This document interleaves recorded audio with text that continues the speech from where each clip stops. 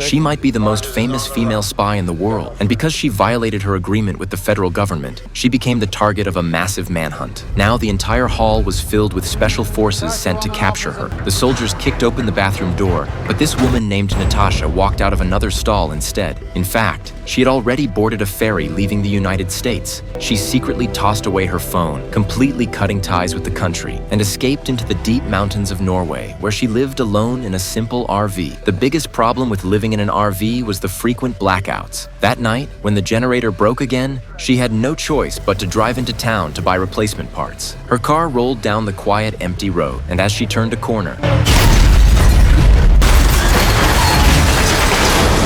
a Jeep appeared in the distance, and from it stepped out a hooded figure clad entirely in armor. Struggling inside her shaky vehicle, Natasha thought it was the federal government that had tracked her all the way here. Furious, she raised her gun and opened fire. But to her shock, the enemy blocked every bullet with a shield and then hurled it back at her with immense force. That move startled her because it was far too familiar. She quickly leapt out of the car and engaged the mysterious figure, throwing her signature shoulder slam.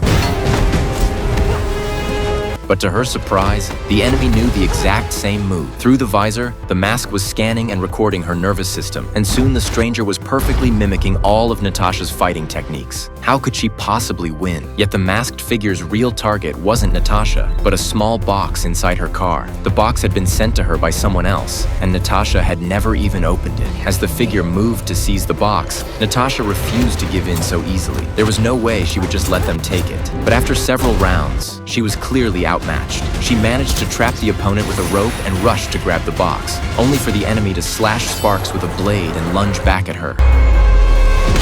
The mysterious fighter kicked Natasha off the bridge, and when they opened the box, it turned out to be empty. Natasha had already slipped out the contents earlier, and by now she had vanished into the river's current. Battered and shivering, Black Widow dragged herself onto the riverbank. From her chest, she pulled out the item she had taken from the box, a glowing red vial. Tucked alongside it was a photo. Staring at the two little girls in the picture, Natasha finally understood who had sent her the package. It was from her long-lost sister, Yelena.